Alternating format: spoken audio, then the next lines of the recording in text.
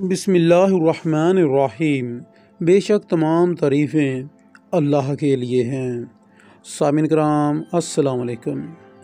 سامعین کرام، اس ویڈیو میں آپ لوگ دیکھیں گے فتح مکہ کے دن، یعنی کہ جس دن مکہ کو فتح کیا گیا اس دن حضرت علی رضی اللہ تعالیٰ عنہ نے کیا اہم کارنامہ سر انجام دیا، اور مکہ کب فتح ہوا، اس وقت کون سا مہینہ تھا، اور اس میں حضرت علی رضی اللہ تعالیٰ عنہ نے اہم کارنامہ کیا سر انجام دیا تھا۔ سامعین کرام، یہ سارا کچھ جانیں گے آپ آج کی اس ویڈیو میں۔ تو اس سے پہلے کہ ہم ویڈیو کا باقاعدہ آغاز کریں، میں اپنے سامعین کرام سے گزارش کرنا چاہوں گا کہ جو لوگ ہمارے چینل کی ویڈیو کو پہلی بار دیکھ رہے ہیں وہ اس چینل کو سبسکرائب کر کے ساتھ موجود گھنٹی کے نشان کو دبا دیں، تاکہ آپ لوگوں کو ہماری ڈیلی نئی آنے والی ویڈیو کا نوٹیفیکیشن مل سکے، آپ ہماری ویڈیو کو بر وقت دیکھ سکیں۔ سامعین کرام، ہمارے چینل پر جاری اسلامی تاریخ کا جو سلسلہ چل رہا ہے، اس میں آج آپ لوگ چوتھے اسلامی خلیفہ حضرت علی رضی اللہ تعالیٰ عنہ کے متعلق 8واں پارٹ دیکھ رہے ہیں۔ سامعین کرام، 8 ہجری فتح مکہ کا دن، یہ رمضان الکریم کا مہینہ تھا، اور اس وقت 8 سال ہو چکے تھے نبی کریم صلی اللہ علیہ وآلہ وسلم کو مکہ سے مدینہ ہجرت کر کے، اسی لیے اسے 8 ہجری کہا جاتا ہے کہ 8 ہجری میں ایسا واقعہ پیش آیا جو کہ آپ کے ساتھ تفصیل سے شیئر کیا جا رہا ہے۔ سامعین کرام، 8 ہجری میں مکہ پر فوج کشی کی تیاریاں شروع ہوئی۔ ابھی مجاہدین روانہ نہ ہوئے تھے کہ معلوم ہوا کہ ایک عورت ہے جس نے غنیم کو یہاں کے تمام حالات سے مطلع کرنے کے لیے روانہ ہو گئی ہے، یعنی کہ ایک عورت مکہ والوں کو مدینہ کے تمام حالات سے آگاہ کرنے کے لیے روانہ ہوئی ہے، اور وہ مکہ والوں کو تمام حالات بتائے گی۔ سامعین کرام، جیسے ہی یہ خبر نبی کریم صلی اللہ علیہ وآلہ وسلم تک پہنچی تو نبی کریم صلی اللہ علیہ وآلہ وسلم نے حضرت علی رضی اللہ تعالیٰ عنہ، حضرت زبیر رضی اللہ تعالیٰ عنہ اور مقداد رضی اللہ تعالیٰ عنہ کو اس عورت کی گرفتاری پر مأمور کیا۔ سامعین کرام، یہ تینوں صحابی تیز گھوڑوں پر سوار ہو کر اس عورت کے تعاقب میں روانہ ہو گئے۔ سامعین کرام، کچھ دیر کے بعد خاک کے باغ میں سے اس عورت کو گرفتار کر لیا گیا، اور انہوں نے اس سے اس خط کا مطالبہ کیا کہ جو اس کے پاس تھا اور اس نے مکہ والوں کو دینا تھا۔ سامعین کرام، پہلے تو اس عورت نے اس خط سے لا علمی ظاہر کی، لیکن جب ان لوگوں نے اس کی جامع تلاشی کا ارادہ کیا تو اس نے خط ان کے حوالے کر دیا، اور یہ تینوں لوگ یہ خط لے کر نبی کریم صلی اللہ علیہ وآلہ وسلم کی خدمت میں حاضر ہوئے۔ سامعین کرام، جب یہ خط کھول کر پڑھا گیا تو معلوم ہوا کہ یہ خط مشہور صحابی حضرت حاطب بن ابی بلتحہ نے مشرکین مکہ کے نام بھیجا تھا، اور اس میں بعض مخفی حالات کی اطلاع تھی۔ نبی کریم صلی اللہ علیہ وآلہ وسلم نے حاتم بن ابی بلتحہ سے اس کے متعلق پوچھا کہ یہ کیا معاملہ ہے اور انہوں نے ایسا کیوں کیا ہے، تو اس نے عرض کیا کہ حضور صلی اللہ علیہ وآلہ وسلم، فرد جرم قرار دینے سے قبل اصل حالات آپ سن لیں، اور اصل واقعہ یہ ہے کہ مجھ کو قریش سے کوئی نسبی تعلق نہیں ہے، صرف اس کا حلیف ہوں، اور مکہ میں دوسرے مہاجرین کے قربتین ہیں، جو فتح مکہ کے وقت ان کے اہل و عیال کی حفاظت کرتے ہیں۔ میں نے اس خیال سے کہ اگر کوئی نازک وقت آیا تو میرے بچے بے یار و مددگار نہ ہو جائیں، اس لیے میں نے یہ خط لکھا تھا، اور اس سے مخبری یا اسلام کے ساتھ دشمنی مقصود نہ تھی۔ سامعین کرام، نبی کریم صلی اللہ علیہ وآلہ وسلم نے اس عذر کو قبول کیا اور لوگوں سے مخاطب ہو کر فرمایا کہ انہوں نے سچ بیان کیا ہے، لیکن سامعین کرام اس کے باوجود حضرت عمر رضی اللہ تعالیٰ عنہ جو کہ بہت زیادہ غصے میں آ جاتے تھے، وہ غضبناک ہو کر بھڑک اٹھے اور انہوں نے کہا، یا رسول اللہ صلی اللہ علیہ وآلہ وسلم، اجازت دیجیے کہ میں اس منافق کی گردن اڑا دوں۔ آپ صلی اللہ علیہ وآلہ وسلم نے فرمایا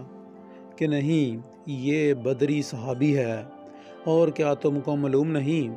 کہ بدریوں کے تمام گناہ معاف ہیں؟ یعنی کہ وہ جو صحابی تھے وہ غزوہ بدر میں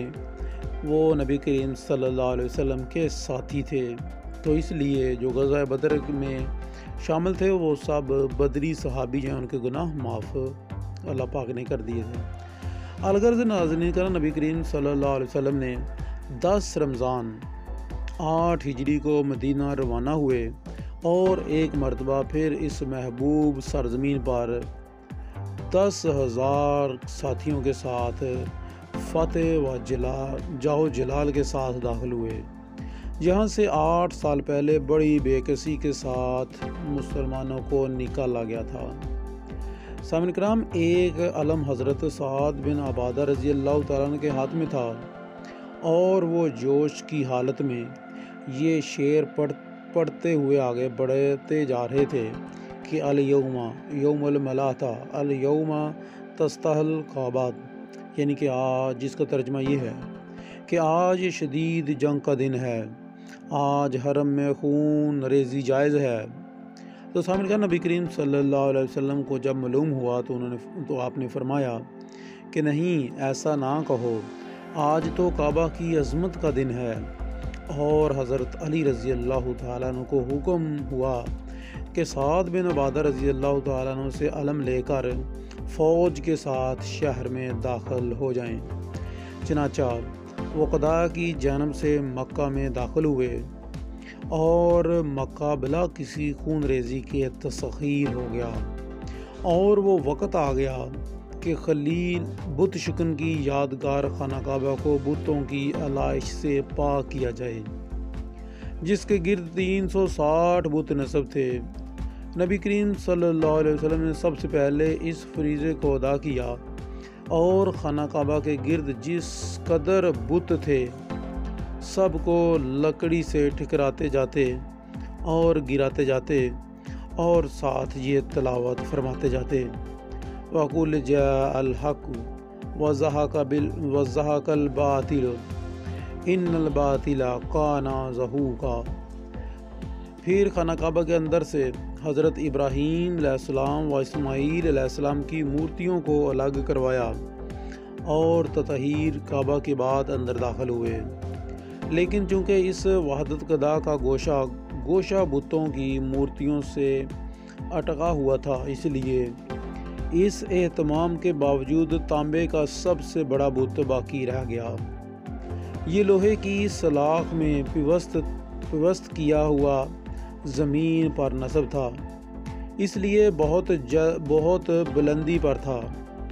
پہلے نبی کریم صلی اللہ علیہ وسلم نے حضرت علی رضی اللہ تعالیٰ عنہ کے کاندھوں پر چڑھ کر اس کو گرانے کی کوشش کی، لیکن حضرت علی رضی اللہ تعالیٰ عنہ نبی کریم صلی اللہ علیہ وسلم کا وزن سنبھل نہ سکے، اس لیے نبی کریم صلی اللہ علیہ وسلم نے حضرت علی رضی اللہ تعالیٰ عنہ کو اپنے شان اقدس پر چڑھا کر اس کو گرانے کا حکم دیا، اور حضرت علی رضی اللہ تعالیٰ نے سلاخ سے اس کو اکھاڑ کر حسب ارشاد نبی کریم صلی اللہ علیہ وسلم کے فرمان کے مطابق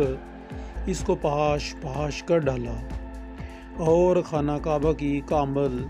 تطہیر ہو گئی، اور یوں سامعین کرام مکہ کو فتح کر لیا گیا۔ 8 سال کے بعد۔ سامعین کرام، اس کے بعد ایک اور چھوٹا سا واقعہ ہے، ایک چھوٹی سی غلطی کہ فتح مکہ کے بعد نبی کریم صلی اللہ علیہ وسلم نے خالد بن ولید کو بنو حزیمہ میں تبلیغ اسلام کے لیے روانہ کیا۔ انہوں نے توحید کی دعوت دی۔ بنو حزیمہ نے اسے قبول کیا، لیکن اپنی بدویت اور جہالت کے باعث اس کو ادا نہ کر سکے اور اسلامنا یعنی ہم نے اسلام قبول کیا کی بجائے سوانا یعنی یہ کہنے لگے، یعنی کہ جس کا ترجمہ ہے کہ ہم بے دین ہو گئے کہنے لگے۔ حضرت خالد بن ولید رضی اللہ تعالیٰ نے ان کا منشا سمجھ کر سب کو قید کر لیا اور بہت ساروں کو قتل کر ڈالا۔ نبی کریم صلی اللہ علیہ وسلم نے جب یہ خبر سنی تو نہایت ہی متاثر ہوئے اور حضرت علی رضی اللہ تعالیٰ عنہ کو اس غلطی کی تلافی کے لیے روانہ فرمایا۔ تو حضرت علی رضی اللہ تعالیٰ نے وہاں پہنچ کر تمام قیدیوں کو آزاد کر دیا اور جو مقتولین تھے ان کو معاوضہ خون بہا ادا کیا۔ سامعین کرام، یہ تھے فتح مکہ کے وقت کے کچھ حضرت علی رضی اللہ تعالیٰ عنہ کے اہم کارنامے۔ امید ہے کہ ویڈیو آپ لوگوں کو پسند آئی ہوگی۔ ویڈیو اچھی لگی ہو تو لائک کیجیے گا اور ہو سکے تو اس معلومات کو فیس بک، واٹس ایپ اور ٹویٹر پر ضرور شیئر کیجیے گا۔ ملیں گے اپنی اگلی ویڈیو میں ایک اور نئی ویڈیو کے ساتھ، جس میں حضرت علی رضی اللہ تعالیٰ عنہ کے مزید کارنامے آپ لوگوں کے ساتھ شیئر کیے جائیں گے۔ تب تک کے لیے اجازت چاہتا ہوں، دعاؤں میں یاد رکھیے گا۔ اللہ نگہبان۔